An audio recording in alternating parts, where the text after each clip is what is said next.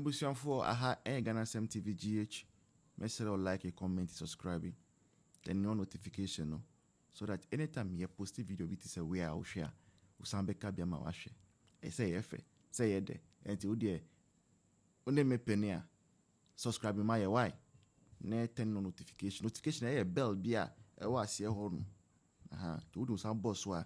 Anytime you post a video, ube won't let no phone so say GhanaNsem TV GH. I post a video be. Video no title nani enti na wakwa share. Na yekwa asem ne mwe. Mi wura Nigeria ono beka ho. We kakra yendru Africa pa binya hwose bedru num. No, how do you 2025? Say aban si me yisika makosi tiefi. Nanti minister no on African intellectuals. Ye nyina bebe wiye sika na di nu ntie o. Be pesika na wiye dia. Ora aban so akwa kotro ayikro from market so. Sika die sika wia krono bo. Sika die sika wia krono bo. African intellectuals, African politicians. No akwa budget we. Look, enya sika die sika wia krono bo. Eye dey na 2025 o se me Nkoko nkitikiti project. Does it make sense? With due respect, if you come mental home and then you will see professors installing that public project. Policy, professors installing that policy, public administration, installing that doctors, policy, praising and singing, applauding to this policy. So in this time of age, Nkoko nkitikiti. I read Nyankopon. Nyankopon ye dekra no de begu fa han. No, because private investments is going on. We share one district, one factory. And so also a chamu. Oh, also a chum. What chat anymore? Eden Kokon. Now, man penning into one for you, man penning in ferry. Now, Abba, something which KMA boss ought to have done this. And there is no basis for Nkoko nkitikiti project. For sikano koto bangi bi na bangi no amanfo apply wo ma bibi wo mo nsem na opese ya nya Nkoko po me kan MPP time me betena ha kan MPP time say Dr. Kote sikana mode ye wei mu ya planting for food and jobs no maybe one na for binim okodo man poultry farmers bi elder ne ampofo no wo beti ba produce wo metimi I produce Nkoko ababes ena watara MPP last watara MPP doma central also MC me say sani pa we ampofo watara ena elder 1 million chickens on betimi 1 million nipa mi ensan 1 million say okwa mo poultry kan wo mi na Nkoko wo be na buy around 2 or 3 million now. President Mahama move for invitations to say no ma was meeting. Me say hey Auntie Mahama auntie ye kodi ni send him the message pro. So look mama chirobi nyansam Mr. Meka. So wafa subrinso wahu subrinso na okobranam wahu obedu ni longlo obedu carpenter obedu bamboy obedu carpenter from carpenter no to President Mahama Krumbole no asase dabenkum asase denifa from Bole to Sola asase dabenkum asase denifa from Sola to Kalba to na asase dabenkum asase denifa now yansane mefa tamale kwani so wahu from Tamale Abu Bebre. Now, say abana ni abrena so pesa o limit importation of frozen chicken. Ma fresikana ma bank. Na bank no fa ma private investor no. As loan to say one district, one factory. And as mom already graduated in the poultry farming. O dey say o pesa ho no, o pesa sasin begu ho. No pesa nipa no bebrebe free soro ho. Abaha. From Tamale to Mion, assassin on that. Now conditions in the other obey poultry.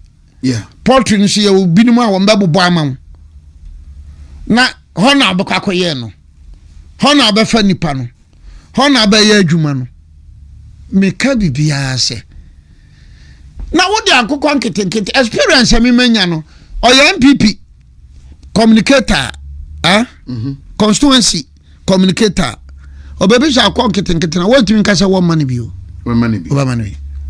some of them no they don't care o man Nkoko nkitinkiti no du na du no any don't share akukra no de akobi o de mam say no de age or run a portrait fans age me will be on to masa and mampanyini mu ya babi a waduri ona be lancha de wi Nkoko nkitinkiti when a young man in Burkina Faso kwhwe the exploits a oye no President Mahama entire wo wire ho aya wo mfere ana mo de mo nkane ne ekoso no mo sabi kafra chu mo behave like Museveni akwa na to Uganda to Uganda so Indian Ocean ye ne dia to Uganda unja so Indian Ocean ye ne dia Museveni you worry no I mean look yakachi so you think the 2026 budget it offered you no hope no hope and the Ghanaians should not be too expectant because the system may cost you capital driven toilet facilities new Kumasi Accra Expressway. It also makes it. It's also. And also so I will be. I think if I'll be 24-hour economy. 24 hours. 4 billion. They say almost much at 10 billion. Minim their excess no over the bay. And so I said 4 billion. But also I'm about 10 million. I'm about 10 billion. Nah, what 10 billion? No, I said 10 million. No, this is here 4 billion. Oh, no, so here 4.1 billion. 10 million. And you know, a day na ebe to me. Look, young Ghana of look. Women's Bank na 2025. Omucha 51 million. Say omode kwa kwa shase no. What has happened? I would say I'm describing conscious. The big push omuka the 13 billion. Send you we are say 30 billion. Send you we are say kono nyansa ni nimdie. Ene no ko de kan koso no. So what na bibrem ha send you motena moye the same way politics no. Uganda politics now. Look, even in Kenya now, Rose and Kumasi Nkano, any leader in contemporary times worth his salt and for money seeker and Kaso de Koyakwano. In contemporary politics.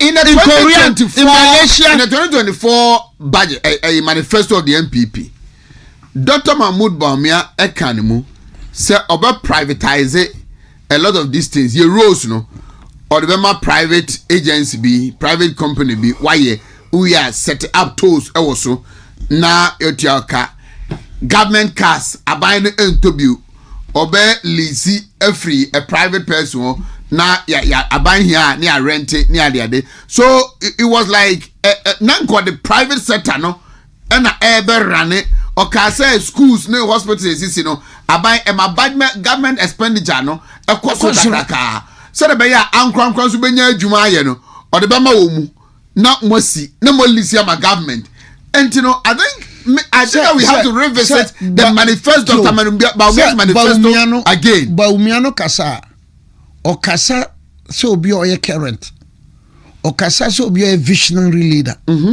ozam kasa me ne Bawumia no telepathy or one rhythm. I agree. What you say? Telepathy me ne Bawumia one rhythm because ne Bawumia kan nyina na me makano dada. Ne Bawumia kan nyina na makano dada. Because me tell to quarantine, bebre you go to the bank of trainings, you always see a private train. African leaders, African intellectuals, African politicians, bepe kronwa bo, bepe sikarienti. Bere ye ko wake up, ye the 149 million ebeko. Send our budget in more. African politicians, birum so pe sikadinti. On all African games in almost in Ghana no 240 something million. What but them? So the World Cup plus all African games, Ghana hit around $400 million. What but them? Sorry for my choice of words. Anya sisira na musisiri nipa. Anya krono bo na mubo amanfo krono. Ade. Boni be na gan to world IMF seek for 3 billion. 3 billion. Our trenches near they bro no. The first trench no crown. Ultimate ama won kwa MPP time. MPP time. All African games so never end. I say yadwene nya adwuma and e wo sika ya yadwene ya adwuma na Nyankopɔn no honhom na firi wo mo so. Ana Nyankopɔn honhom na firi wo mo so no, wo mo nkai da bi. Na wo mo de banku no nifa afom. Na wo mo bokro no, na wo mo awia, na wo mo lutu.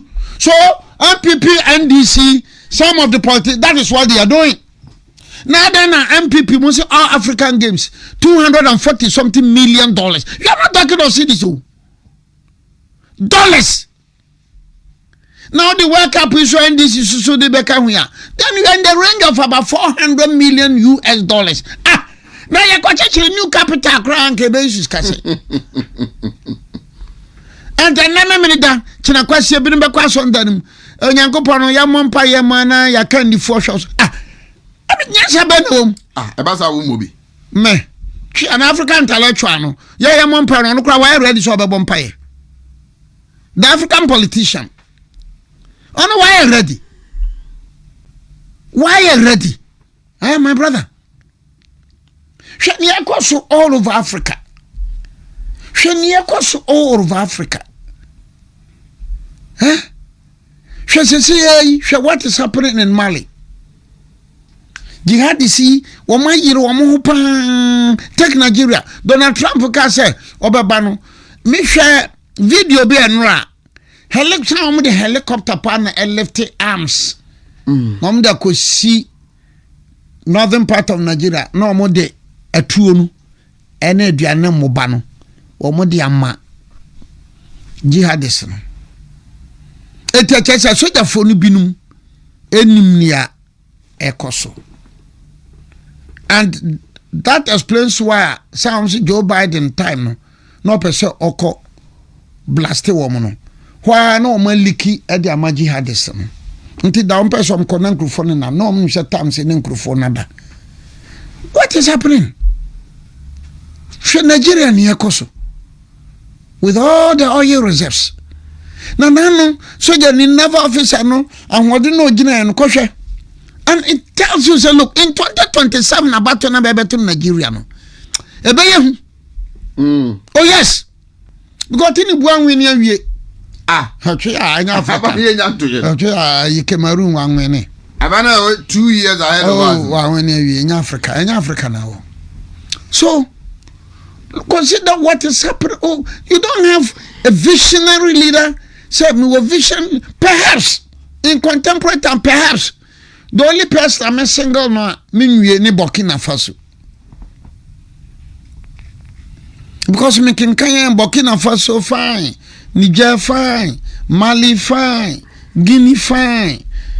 No, one more me single or say one more year. Because I'm better like as a President Mahama ya de pa ne jam. No way dear. Look what is happening to President Mahama. The level of insecurity, the impatience and intolerance.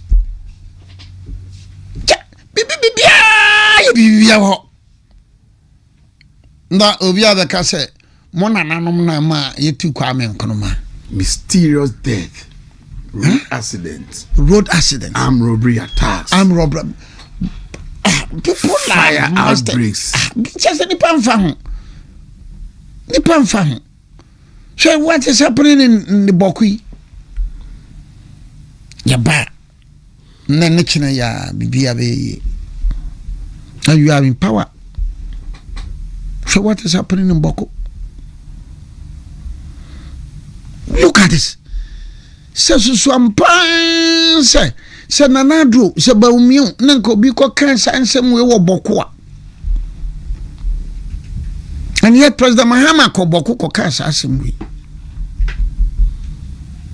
Na onya apologetic. No mama yento so ababi. Oh betiti. O baba to so aboye nto so aboye sa na ese nipa o behave. I'm not President Mahama ko cancer asem me cancer oni so cancer binim didi matem. Binim didi matem. daydreamers wɔn didi matem ɛnɛ ayara gatin kan ya o GhanaNsem say majority leader majority o tim kono mpɛsia so. Look at what is happening. Etua yonko ho a entua duam. The indiscipline and the intolerance going on in this country. And now want to say some George Pacha one answer. Could you tell black Debbie? See a 2 Obama, dear pine train 4 years and so. No, but the point is that hey, young train. It's so shad ye. It's so shad ye. Now buying be you quani, Albany be yin can I quani, Albany Abba. So we are abandoning the existing one air cushion. We are started a new one. Kumasi Akani Minister be Obesayano Obenyan Sokolafia. The top up, Sokolafia, top up, Sokolafia, top up. This is what African intellectuals are interested. Sokolafia, top up. Adeɛ baako de boy trisua ye saa toilet ya yesi Ghana first toilet no baako ewo KCC school south ya ye besine ye ntime mia no se Ghana first de no se Ghana first de o hwa na nya aban no na private Franklin Akule madam for no okay ono na private person ade and ono no nkodi assemblies no. And it was a very good idea. You see, and no Franklin no cry and Sana obey no DC is been giving baby Kumasi having baby DC NMC in regional ministers in baby regional ministers in the team. Entientima kwanko every no but ankwan cry now no hwen waye no nya so mfa so no egosi se aban there wusu be si toilet nkwa 30,000 does it make sense at this era? Does it make sense this era? If you been you see a yinim. Say be anka public places be a transport station. Places to cry. Private. So the private person you should do it. VIP for by odu bunso ha. Omo de. Bunso ho. Yeah. Otra bunso so ba wani kakra bi onse wani mo so omo obi wo ho. Am for gusu ye bebre. So why should a visionary leader, a responsible and a reasonable minister, a responsible and a visionary leader, present time? Now you will me yeah TFI. Yeah. Now I go kete kura oka. In Belgium. Many about you portrait. Every single day be about 100,000. Every single day. And they have organized it say, Omubekum 100,000 no. Ebi baba. Santi every single day no so. Ombefa be about 200,000 no more produce. This is what George no madwuma ono ye. Oye no creel. Me just say broni die, baby a broni wa die. Now net 2020 we dey be etiafi. Ye be adwunsobuo. Ye besis ya kwan abane beye. Previous experience ni nyina sika die sika wi akro no bo. David. We was something sam say David. Nyankopon nya hane na senka de mba. Nso so wa mamya bewura ha. Opese me meka ho nsempa no. Meka nsempa no. Enti wo hwe manfo nkra ya be kwa yi bebre ni adwuma ye. Yesi bi nkra kuta degree. Yeah, bebre. And so no call no SHS. Are you not worried? Are you not scared? Say nipa about 65,000. A year 110,000. 65 near omo qualify. Almost there's about 50,000 more apply, but omo qualify. So if you are a visionary leader, if you are a responsible leader, you are a forward-looking leader, you are a sincere and honest leader, you must even be alarmed. Mama ne maya ba apply can 110. Soldier, na police, na prison, na fire service, na migration. No. Amami GDM wo Nyankopon mu kura no. African intellectuals and African politicians. Me ya kura no me GDM no wo mo kafa Nyankopon ho no. Me giri say Dabi. There are some question marks now. Because ya bibia mfokwani. I don't know to say MPP time. No more rent adani bebre for Ministry of Foreign Affairs, for ambassadors and high commissioners. I think. It is over years gone by and nanka yet to talk to adani bia. Why? And so they think that the ordinary Ghanaian no so kwasia so jiminia so yanyanko yemu wamunko yensisiru wamunko yemu kambemfa so yemu baponko. So MPP time the same, NDC time the same. Now what him say? At least. Hey, So me try me kasa me MPP nende MPP ni na MPP ni no MPP for the 100%. Me kasa auto because the issues I'm raising them today no issues that I'm raising in them MPP time me raising those issues. And so up to now President Kofona started Buankra in Lamport. Nasa Mahama ne must be manya MPP by and what in Lamport, Gamunwe in Lamport. Some people are very serious on this in Lamport. Akamunwe. Na train kura MPP ATS train ko himfa. Train hifa. And doesn't make sense. No be Accra na Okoba road to Paga or Boko or to Sampa or to Elubwa. Are they? No, Mashisha Shako to me a meeting. Yako in the last 2 weeks, Mako Elubu twice. Oh, Faka. Nana. Nelubu, they saw the Kanabeko. Nana. So, Nana. So, from Kumasi to the Kwai to Asanko. And then from Enche to Elubu. Ghana. It is terrible. Ghana. Banka udru Elubu nanka ura avorians on the side so they are kama. You can't